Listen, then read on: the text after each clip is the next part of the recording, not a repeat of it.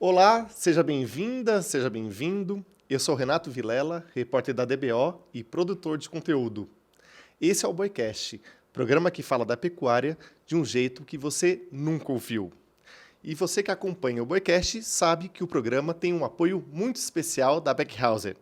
Inovar, industrializar e difundir tecnologia na direção de uma pecuária mais sustentável. Esse é o compromisso da Beckhauser. E minha convidada de hoje, para o episódio de hoje, é uma apaixonada por plantas forrageiras. Ela é autora de 4 livros sobre o tema. É professora, pesquisadora e multimídia, com mais de 100 mil seguidores no Instagram, além de comandar um podcast. E se você encontrá-la ministrando uma palestra por aí, dando bronca, puxando a orelha dos produtores, não se engane não. Por trás desse corretivo, tem uma nobre intenção. O sonho dela é que não haja nenhum hectare de pastagem degradada no Brasil. É ou não é uma razão nobre? Seja bem-vinda ao Boicast, Janaína Martuscello, professora da Universidade Federal de São João del Rei. Olá, Renato. Muitíssimo obrigado pelo convite para poder participar aqui com vocês do Boicast. Eu estou muito contente de poder, tirar esse tempinho para falar desse assunto que eu mais gosto de falar, que é sobre pastagens, que é sobre capim. É uma honra muito grande estar participando aqui desse projeto maravilhoso da DBO. Muitíssimo obrigado pelo convite. Eu que agradeço, Janaína. A gente tentou marcar, né? Deu trabalho para a gente conseguir marcar, mas que bom que a gente conseguiu, né? Um tempinho para conversar. Infelizmente ou felizmente, a agenda sempre cheia, muitos compromissos, aulas, pesquisas, mas sempre tem que ter uma agenda para você, né, Renato? Então, eu estou muito feliz de estar aqui. Pena que a gente não pode estar ao vivo, mas nós vamos ter oportunidade, né? Com certeza de estar aqui no estúdio. Janaína, eu vou te contar um segredo, mas não conta para ninguém. Todo ano tem seca. Janaína, Nossa, é quando você faz esse lembrete, diria um tanto jocoso, assim, a tua intenção é chamar a atenção do produtor para a necessidade de um planejamento forrageiro, de fazer uma suplementação, de olhar a capacidade de suporte da pastagem. Conta um pouquinho quando você faz essa brincadeira nas tuas palestras. É exatamente isso, você matou a charada. A intenção com essa brincadeira, na verdade, eu tenho que dar os créditos aqui, né? Isso aí é antigo, essa brincadeira. A gente que trabalha com forra de cultura durante muito tempo já a gente usa esse termo, né? A doutora Giovana falou que algum amigo da Embrapa usava essa terminologia, né? De brincar, vou te contar um segredo, não conta para ninguém, todo ano tem seca. Né? Então, a gente da forra de cultura brinca muito com isso, né? E a ideia, Renata, é justamente essa, é a gente conscientizar o produtor, conscientizar o pecuarista no sentido de que ele precisa se planejar. Né? Agora, né, principalmente porque as secas elas estão ficando às vezes mais prolongadas, elas estão ficando mais severas, né? E é interessante que todos os anos a gente sempre escuta assim, essa seca foi a pior de todos os tempos, né?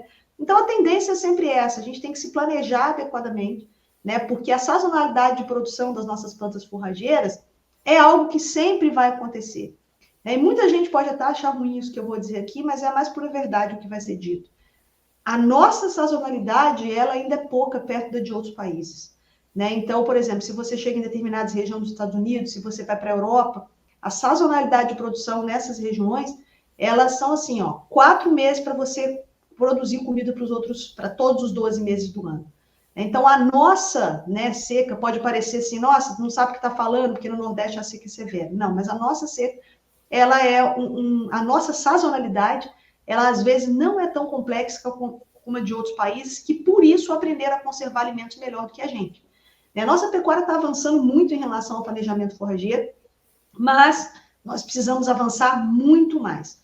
Então, o pecuarista não tem feito o planejamento forrageiro de forma adequada. Por isso que eu sempre brinco com as palestras, vou contar um segredo, no intuito de dizer para o pecuarista assim, se prepara, porque a seca vai chegar. Né? Então, a gente já sabe que ela vem. A seca, Renato, ela não é um problema. O problema é a gente não se planejar para a seca. É isso. Janaína, e eu abri o programa aqui, né, dizendo que é um sonho seu mesmo, que não haja mais nenhum hectare de pastagem degradada no Brasil. A gente sabe que esse é um problema no Brasil. Na tua opinião, o que é mais o fator mais preponderante para a degradação das pastagens? Antes até de eu te responder a pergunta, Renata, eu quero falar um pouco desse sonho, né? é um sonho muito grande, né? Ele é enorme, na verdade. E eu costumo dizer que sonhar grande ou sonhar pequeno dá o mesmo trabalho. Então, como eu sou metida, eu vou sonhar grande. E o maior sonho que eu tenho realmente é esse, que não tenhamos nenhum hectare de pastagens degradada no Brasil. E o mais interessante desse processo é que, embora eu saiba que seja um sonho muito difícil e complexo de ser realizado, tá? Ele é possível, porque nós já temos tecnologias desenvolvidas que nos permitem trabalhar com pastos muito produtivos. Nós vivemos num ambiente tropical, né, em que as nossas plantas forrageiras têm altíssima produção e nós só precisamos ajustar manejo. A partir do momento que a gente romper essa barreira e conseguir ajustar o manejo, nós vamos ter pastos extremamente produtivos. E nós já temos todas essas tecnologias. O que a gente precisa fazer é que essas tecnologias elas cheguem até o pecuarista. Essa é a intenção. Né? Então, essa questão de sonhar e não ter um pasto degradado, ele pode ser grande por causa do volume de pasto que a gente tem degradado, que precisa, então, ser recuperado. Mas não é possível ser realizado porque nós já temos essas tecnologias. As principais causas de degradação de pastagens no Brasil, agora respondendo, né, a sua pergunta, é a formação errada do pasto. Então, nós já começamos com o processo de formação errado. Então, nós conseguimos contar no dedo quais são os pecuaristas que fazem todo o processo de formação de um pasto de forma adequada. Né? Então, o que acontece? Nós temos uma receita base, igual o bolo. Todo mundo sabe que para fazer um bolo você vai precisar da farinha, do ovo, do óleo, né, açúcar.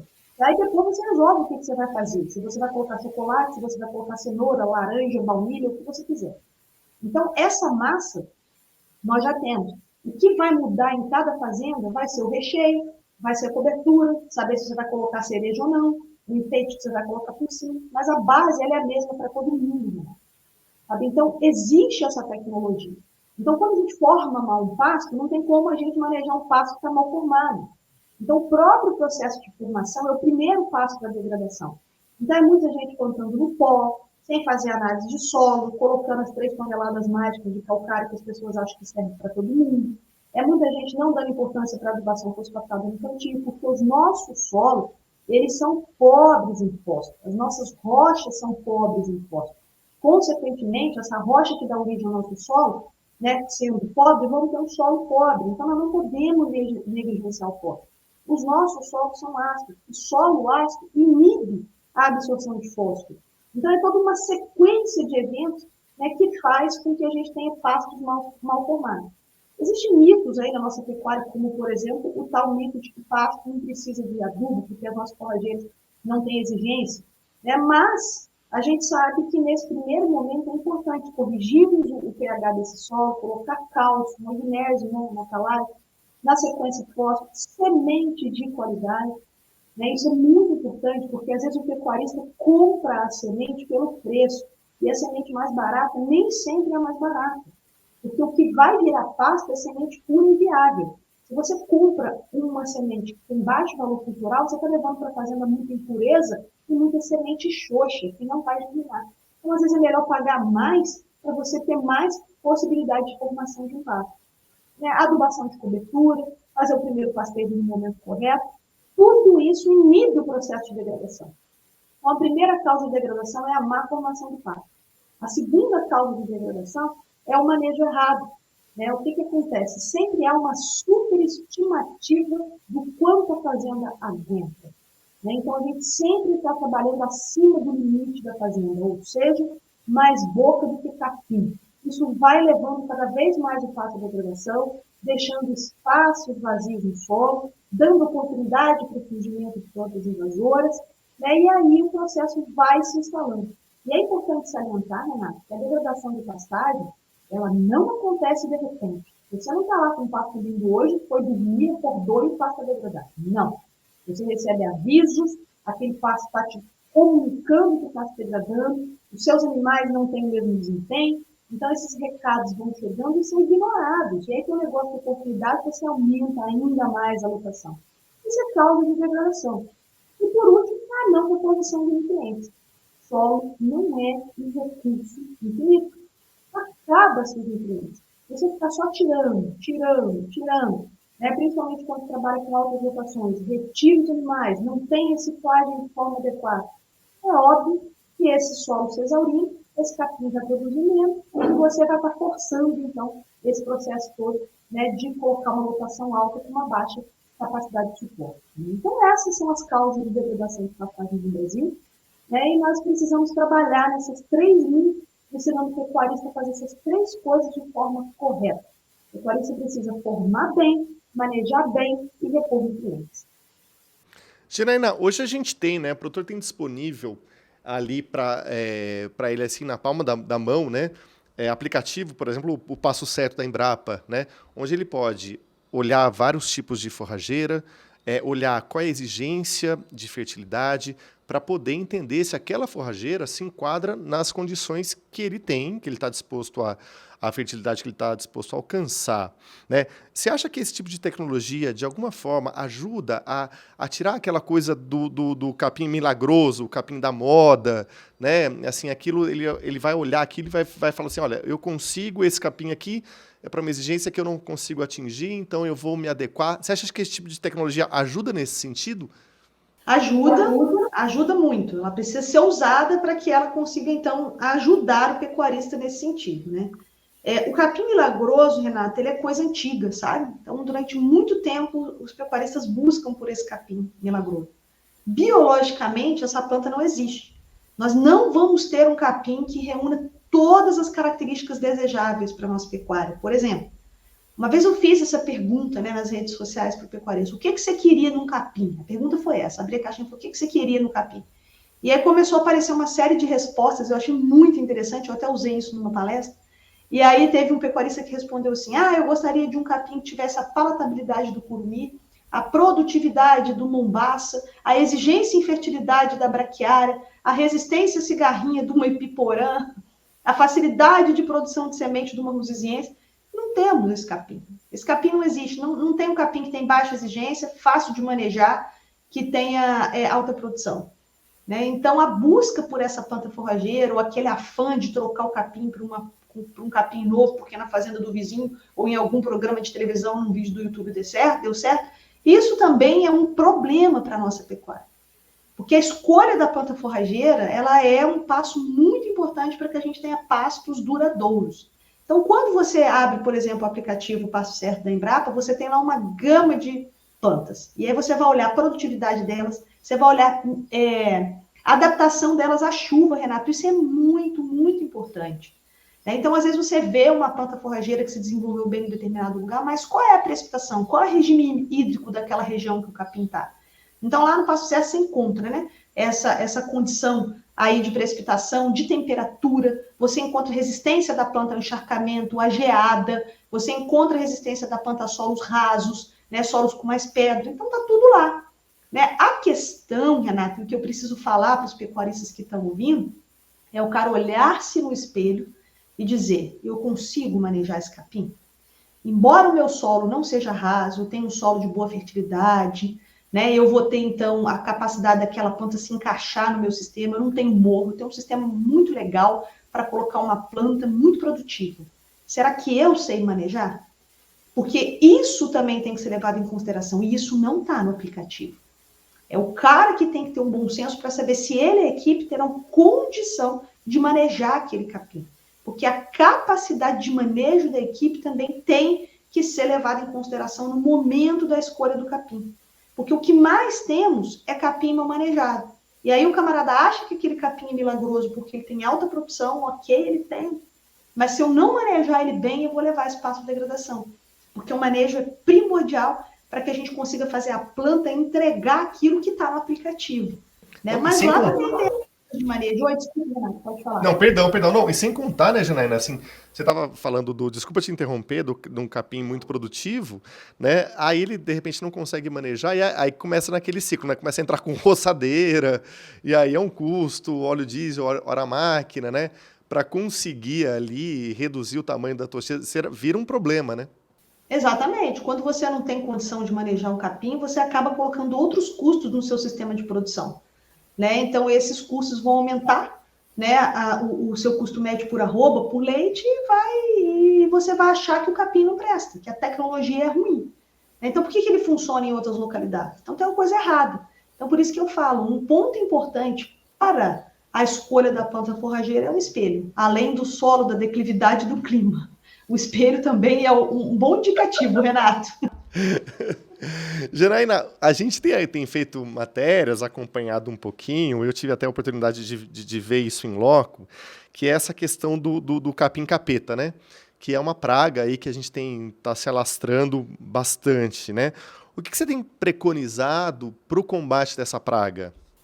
Pois é, o capim-capeta ele é um grande problema. Eu tenho muito medo do capim-capeta fazer um estrago muito grande na nossa pecuária. Mas nós vamos lá. Primeiro, né? Sempre que você me faz uma pergunta, eu tenho que fazer uma introdução, né? Olha só coisa. Mas vamos lá.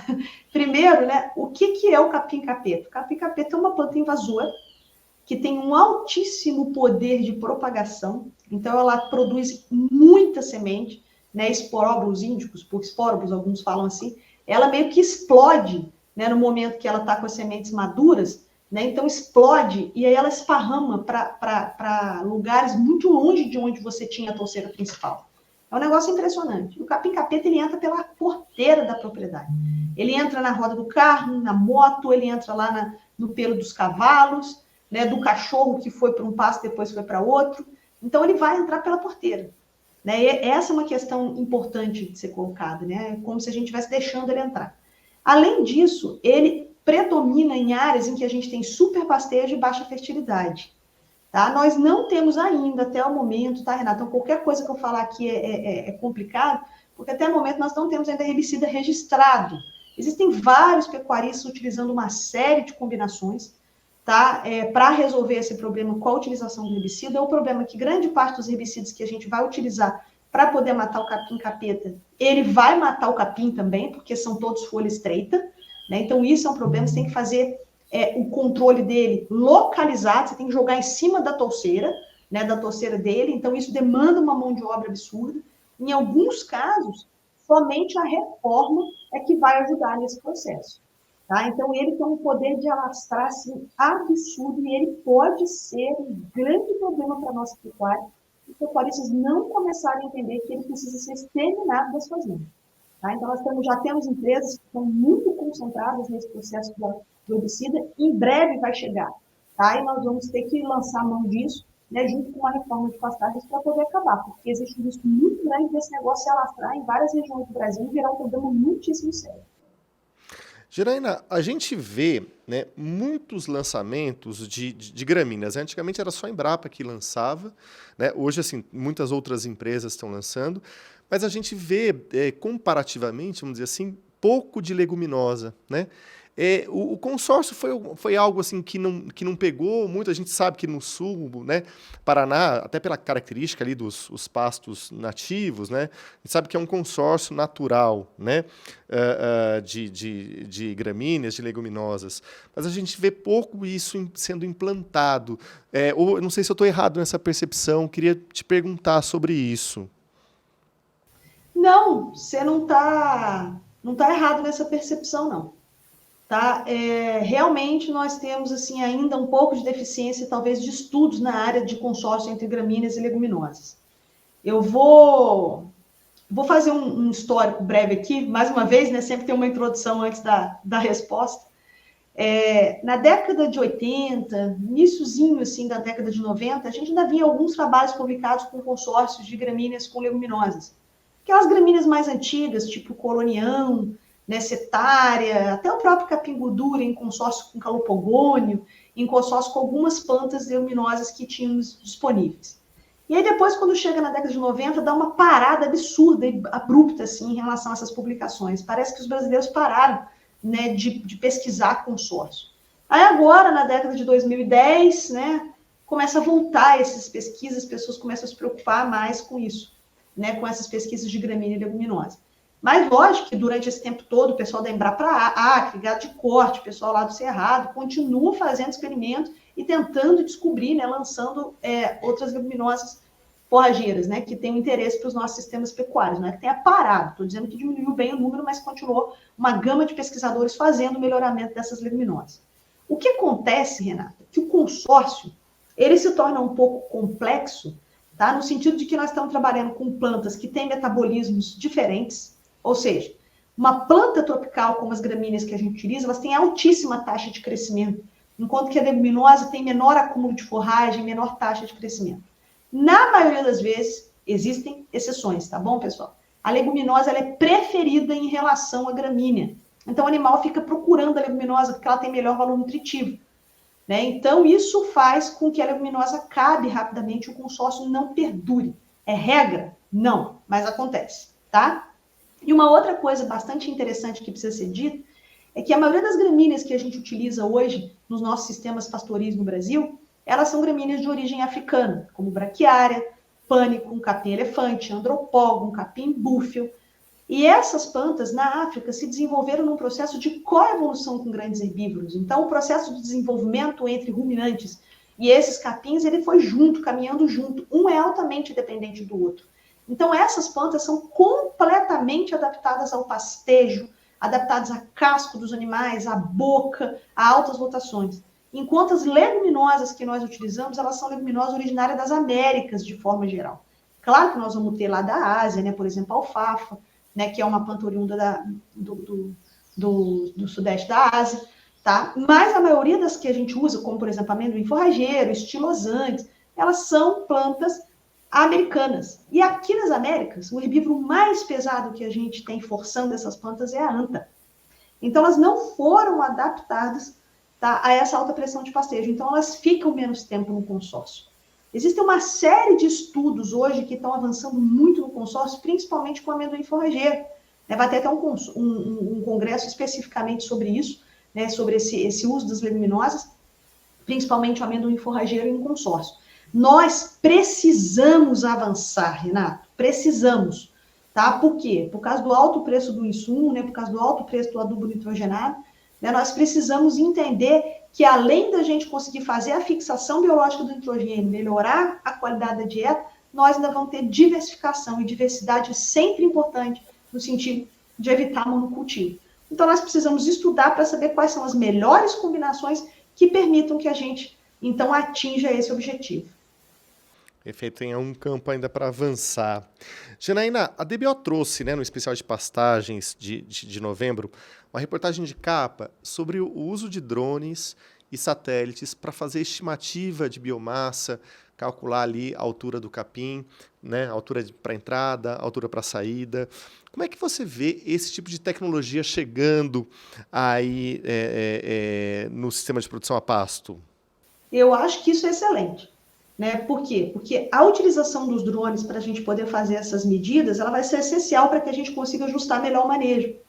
Porque o drone, ele vai te dar, né, digamos assim, vai te chegar muito próximo daquilo, claro, né, que à medida que o algoritmo for se desenvolvendo, que o número de trabalhos for aumentando para poder alimentar esse algoritmo do drone, nós vamos melhorar ainda mais. Mas ele vai te dar uma perspectiva de produtividade.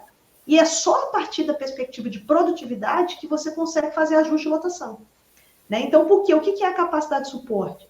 A capacidade de suporte é uma relação que a gente tem entre a oferta de forragem e a demanda, ou seja, capim e boca de bicho. Então, uma das grandes dificuldades que o pecuarista tem hoje é medir essa produção de forragem. Exemplo, Renato, você chega para um sojicultor e pergunta a esse sojicultor assim, ó, quantas sacas você colheu aí de soja? O cara sabe exatamente quantas sacas foram colhidas e por que esse ano ele colheu menos que no ano passado ou mais. O pecuarista não sabe qual é a produção do seu capim. Ele sabe quantos arroba ele tirou da área, mas quanto o capim produziu exatamente ele não sabe. Então o drone vai poder dar para a gente essa visão. Existem ainda algumas coisas que precisam ser ajustadas. Por exemplo, o algoritmo ainda precisa ser treinado no sentido de entender o que é planta invasora e o que é capim, porque senão vai contar todo mundo como capim. E ele vai superestimar a capacidade, né, de suporte daquela área. Com as folhas largas, eu já sei, né, que vários algoritmos já têm treinado esses drones. Agora, por exemplo, com as folhas finas, né, ele não consegue fazer isso ainda com perfeição, mas é uma questão de tempo e tenho absoluta certeza que vai ser de tempo curto, tá? Porque a ciência e a tecnologia nesse sentido tem avançado muito. E eu acho que isso vai ser uma tremenda de uma ajuda para o pecuarista no sentido de ajustar a lotação dos pastos. Perfeito. Bom, agora a gente vai para um breve intervalo comercial e na sequência a gente volta para continuar esse papo aqui com a Janaína Martuscello, falando sobre plantas forrageiras, sobre manejo de pastagem, sobre invasoras, enfim. O Boicast tem o patrocínio da Beckhauser, inovar, industrializar e difundir tecnologia na direção de uma pecuária mais sustentável. Esse é o compromisso da Beckhauser. Uma ideia que deu origem a um produto disruptivo, que preza o renovável e reciclável, se preocupa com o bem-estar animal e também humano, através de uma produção responsável, para garantir um mundo mais sustentável.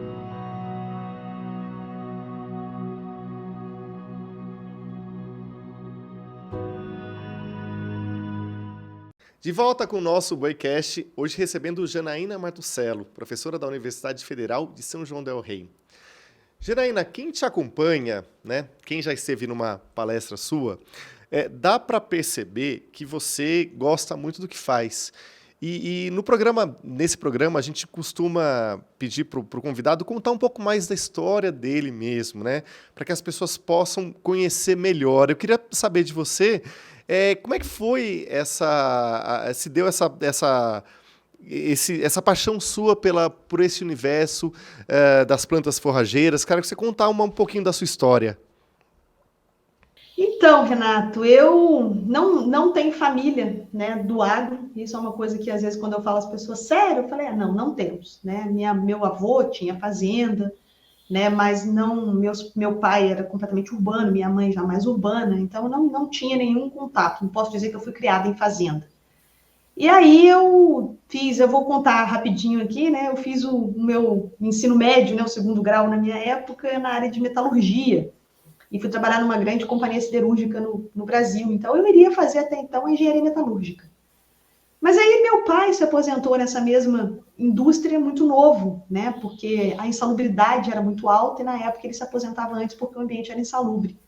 E apresentou alguns problemas de saúde e tudo, eu pensei, não quero isso para mim, não quero terminar a minha vida numa usina. E aí quis dar uma guinada e foi quando eu resolvi fazer vestibular. Na minha época ainda era vestibular, não tinha nem para zootecnia. Né? Então, eu tentei fazer vestibular em Viçosa e tentei fazer vestibular na Rural do Rio. E como passei nos dois, mas como a Rural do Rio ela era mais próxima da minha casa, mais perto dos meus pais, eu fui para a Rural do Rio. E aí fui fazer zootecnia e era um pote vazio, doido para aprender. Né? Então, isso foi bastante interessante porque eu não tinha vícios e aprendi como tudo deveria ser feito da forma correta. Né? E eu costumo dizer que eu tive uma grande vantagem, Renato, porque eu saí da graduação com diploma, marido e filho, pacote completo. Né? Como assim? Eu fui grávida no 4º período, o menino nasceu do 5º para o 6º, casei, né? Então saí com o pacote completo. Até hoje, né? Eu sou casada com meu marido lá da época de 25 anos atrás, meu menino já tem 23 e fez parte de todo esse processo. Não tranquei nenhuma disciplina, não atrasei minha formação e fizemos o mestrado na área já de floricultura, porque já na graduação eu comecei a trabalhar com floricultura. Na verdade, eu comecei a trabalhar com fisiologia de plantas forrageiras. Eu fui bolsista do laboratório de fisiologia vegetal. E preciso dizer aqui para vocês que minha orientadora de iniciação científica, a doutora Nídia Majerovics, foi minha grande inspiração como educadora. Foi ela que me fez ter vontade de ser professora. Né, porque era uma excelente educadora, então ela é até hoje um grande exemplo de educadora para mim. E aí fiz iniciação científica no laboratório de fisiologia vegetal e depois decidi que faria mestrado na área de forragicultura e pastagens. E aí eu passei em Viçosa, e dessa vez fui para Viçosa sob orientação do professor Dilermando Fonseca.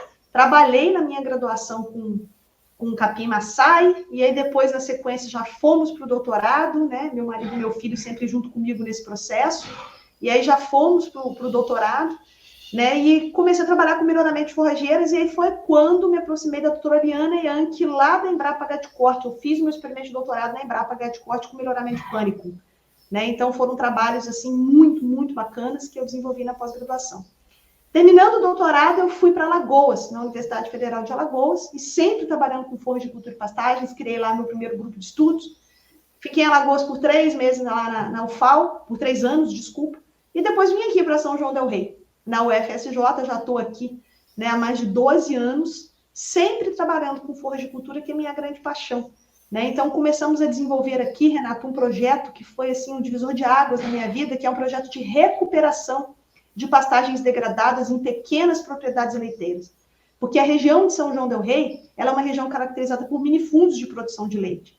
E a gente tem muita área degradada aqui. Então, o nosso projeto de extensão, inclusive, já por 2 vezes ganhou o prêmio aqui na universidade, né? E a gente trabalha diretamente, né, com uma assistência a esses produtores, né, com os meus estudantes, a gente vai às fazendas, a gente faz um planejamento para ele de recuperação, planejamento forrageiro, né, faz uma avaliação geral da fazenda e o processo de recuperação. Então, nós temos depoimentos belíssimos de pecuaristas que nós transformamos a fazenda, né, sempre com baixo custo, né, então tudo muito bacana. E aí foi que começou esse sonho, a semente foi plantada. Nesse momento, Renato, a semente de que a gente não pode ter pasto degradado no Brasil, que a pecuária ela não é o problema, ela é parte da solução. Porque quando a gente tiver pastos bem produtivos, nós vamos sequestrar muito carbono, né? Então, ninguém vai poder falar mal da nossa pecuária. Então, o objetivo é esse, mas que a semente foi plantada nesse projeto, em que a gente está trabalhando até hoje, né? O projeto já vai fazer 12 anos, agora já virou um programa de extensão, ele já cresceu muito, né? Inclusive, tem um evento que a gente faz anualmente de dia de campo para mostrar tecnologias, todo ano. No mês de novembro, a gente traz os pecuaristas para o Capim Day, né, dentro da universidade, para mostrar as tecnologias que a gente tem gerado. Então, a paixão começou desde o segundo, na verdade, no terceiro período da graduação. A primeira disciplina que eu fiz ligada à floricultura foi anatomia vegetal, que eu me apaixonei, botânica e anatomia vegetal, e nunca mais larguei a área. Até hoje, eu estou trabalhando com pastagens e lá se vão 25 anos. Né, e eu sou muito feliz trabalhando com isso e acredito mesmo que é possível a gente recuperar essas áreas degradadas.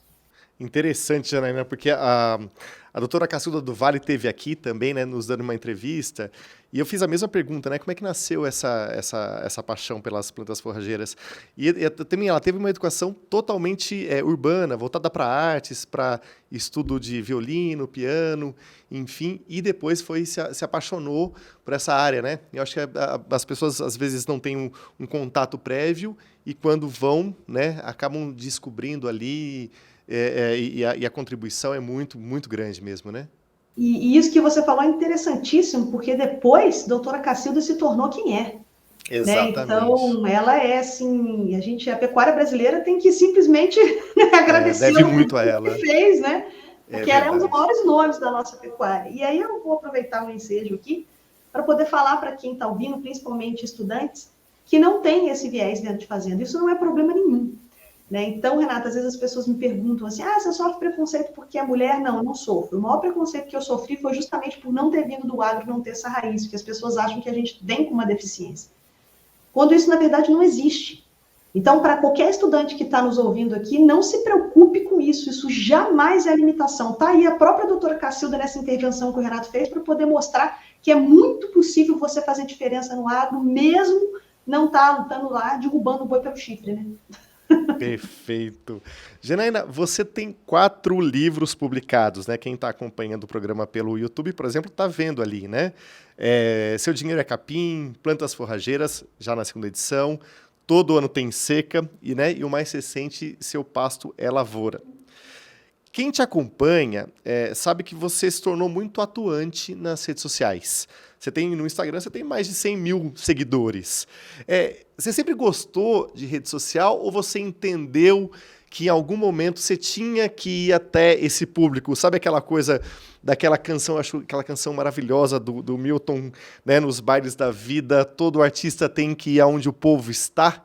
Você entendeu que você tinha que falar com esse público, por isso você enveredou para as mídias sociais? Conta um pouco. Tem uma coisa que sempre me incomodou muito, isso desde a minha época de graduação, sabe? É o fato da gente ter muita ciência sendo desenvolvida nas universidades, nas Embrapas, e pouco dessa ciência chegar na porteira.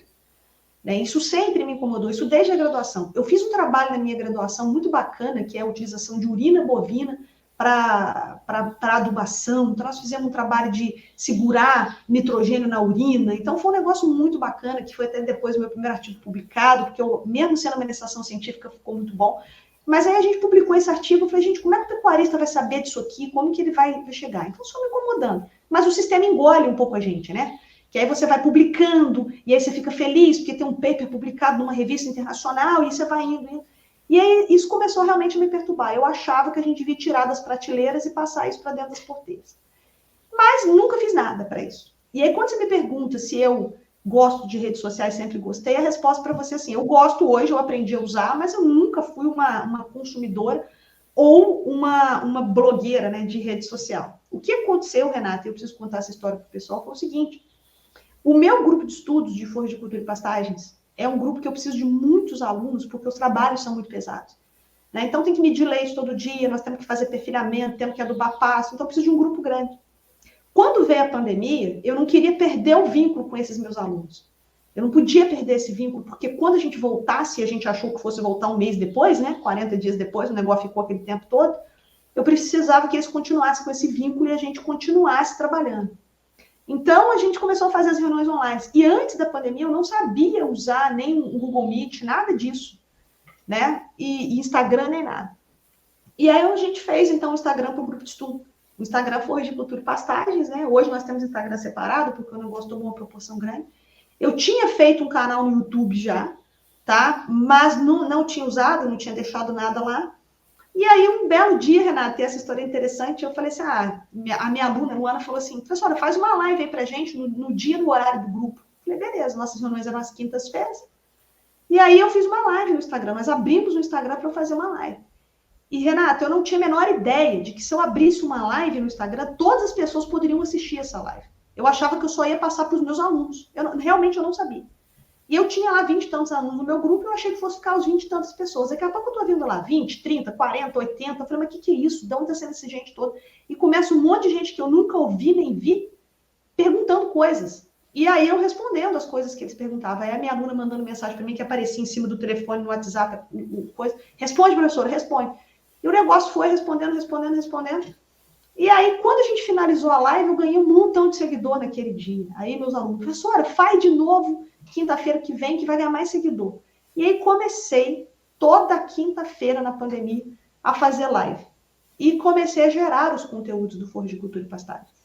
Hoje a página tem quase 110 mil seguidores, né? E tem conteúdos todos os dias, Renato. Todos os dias tem conteúdo sobre manejo, adubação, formação de pastagem. Não falho um dia. Quando eu estou viajando, eu deixo tudo planejado. Sou eu que faço tudo sozinha, eu que mexo. Eu não tenho ninguém para fazer comigo. Eu respondo todo mundo que eu posso, porque eu não gosto de deixar com outras pessoas, porque eu tenho medo de darem resposta errada aos pecuaristas, né? Ou falar alguma coisa que não era para ter sido dita. E aí foi isso. E o YouTube também, com quase 45 mil inscritos. Eu passei as lives para o YouTube, porque tem muito pecuarista com mais idade que prefere o YouTube do que o Instagram. Né? Então, as lives de quinta-feira agora acontecem todas as quintas no YouTube e conteúdos diários no Instagram. E foi isso que aconteceu. Então, o negócio tomou uma proporção muito grande e eu fico muito feliz com tudo que eu recebo. O que mais me deixa contente é quando recebo um antes e um depois de um pecuarista me mostrando, olha, professora, isso aqui era antes de eu te seguir. Aí, depois que eu fiz o que você falou aqui, agora está assim meu pasto. Então, aos poucos, nós vamos trabalhando junto, eu e os 110 mil que estão lá, né, para poder realizar meu sonho, né? Eu imagino o tamanho da satisfação que dá, né, Janaína? Você deve ter histórias, assim, fantásticas, assim, né, de produtores que passaram, assim, de repente, a adotar alguma metodologia, alguma orientação, que depois te procuraram para contar. E a rede social possibilita esse contato mais próximo também, né? Sim, tem uma história muito bacana de uma mãe e uma filha. A moça perdeu o pai, né, durante a pandemia e acabou herdando a fazenda. E ela nunca tinha, raramente tinha ido à fazenda, não tinha muita experiência, ela tinha uma loja no shopping. E aí, de repente, ela abandonou tudo. E naquela fazenda, todos os anos, na seca, morria animal de fome. Né? É incrível, mas isso acontece muito no Brasil. E aí, depois que ela começou a seguir as redes sociais Floricultura e Pastagens, ela mandou para mim o vídeo, né, de um ano com o gado morrendo e do outro ano, quando o pasto dela estava diferido, bonito, o gado ganhando peso durante o período seco, algo que ela jamais imaginava que poderia acontecer de um ano para o outro. Né? Então, isso aí, para mim, foi uma história que muito, muito emocionante. Assim, que a gente vê que E é possível a realização do sonho, né, Renato? Que fantástico, que história, Janaína, que história.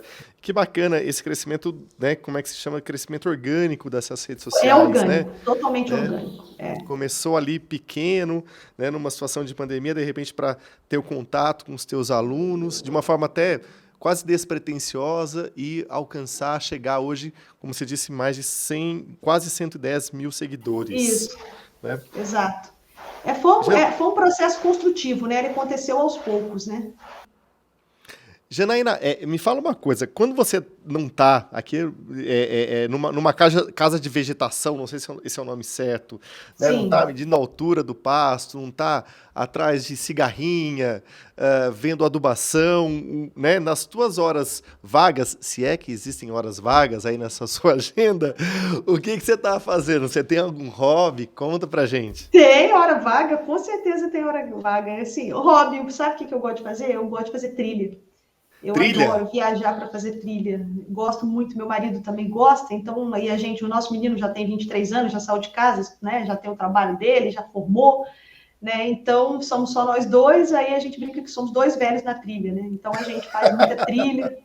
E a gente vai mesmo, é muito bacana. A gente fez já a Serra do Cipó, 35 quilômetros num dia. A gente já fez lá na região do Parque de Bitipoca. A gente gosta muito disso. Inclusive, agora, recentemente, fizemos o Caminho de Santiago da Compostela. Né? Tá mesmo? Até aqui. Tá aqui, ó, as nossas coxas. Eu não consigo me localizar aqui, ó. Tá aqui. A gente fez o Caminho de Santiago da Compostela recentemente, né? Esse é o hobby. Eu gosto de andar, ver coisa bonita, né? Ver as coisas maravilhosas que Deus faz. Isso aí, para mim, é imprescindível. Esse é o hobby, é isso. Tem tempo, sim. Tem final de semana, feriado prolongado, vamos para trilha. Você é trilheira, então, você e seu marido. Exatamente, é isso. Janaína, deixa eu te falar, eu comecei esse episódio aqui do nosso Boicast, né? Nosso 9º episódio já, dizendo que você, às vezes, puxa a orelha ali do produtor por uma causa nobre, né? Então, normalmente, quando a gente vai encerrando o programa, eu sempre peço para o nosso convidado dar um recado, alguma coisa que queria dizer, mas no seu caso, não. No seu caso, eu quero fazer diferente. Eu quero terminar o programa dizendo que você deu uma bronca. O que você acha que você precisa chamar a atenção ali do produtor no seu recado final aqui? Se tem uma coisa que eu não sou, Renata, é fina e elegante. Eu sou bruta mesmo. Então, né, às vezes parece que eu tô brava, mas eu não tô muito brava, não. Mas eu gosto de dar o recado bem dado. Sim, direto. Claro, é direto. Eu não vou ficar dourando a pílula, não vou ficar colocando meias palavras, não. Eu vou meter bronca mesmo, entendeu? Então, o que eu quero dizer para o pecuarista hoje, como você diz, não é um recadinho final, mas é uma bronca final, é que não existe solução fácil para problema difícil. Então, o pecuarista tem que parar com essa mania de ficar buscando produto milagroso, que o cara chega lá vendendo um trem que vai revolucionar, vai fazer ganhar mais peso, vai fazer o pasto crescer mais. Mentira! O que vai fazer seu pasto crescer mais, seu animal ganhar mais peso, é o manejo correto das suas pastagens e você fazer tudo como manda figurino. Para de gastar dinheiro com um produto milagroso, porque esse trem não existe. Né? Então, a bronca que eu vou dar hoje é essa. Não existe solução fácil para problema difícil e pecuária é difícil. Então, nós nunca vamos encontrar uma solução fácil. Perfeito. Janaína, eu queria muito te agradecer. Né? A gente demorou aqui, você sabe, para conciliar as agendas, para conseguir te entrevistar. Né? E foi muito gostoso o papo. Queria muito te agradecer. A gente já fez algumas matérias juntos. E obrigado pela tua participação aqui no nosso Boicast. Eu que agradeço, é sempre um prazer estar com você, Renato, muito simpático, sempre muito solícito, é sempre um prazer contribuir com a DBO, né? Então, fico muito feliz, muito orgulhosa de estar aqui com vocês. Desejo muito sucesso nesse projeto fantástico, tá? E muitíssimo obrigado pelo carinho que eu sempre sou recebida por vocês. Obrigado, Janaína. Bom, estamos chegando ao final desse episódio. Lembrando que você pode acessar esse conteúdo a hora que você quiser nas plataformas Spotify e DBO Play. E se você gostou do programa, não deixe de curtir, compartilhar, comentar e se inscrever nos nossos canais. O Boicast tem o patrocínio da Backhouse. Obrigado e até o próximo episódio. Uma ideia que deu origem a um produto disruptivo, que preza o renovável e reciclável. se preocupa com o bem-estar animal e também humano, através de uma produção responsável, para garantir um mundo mais sustentável.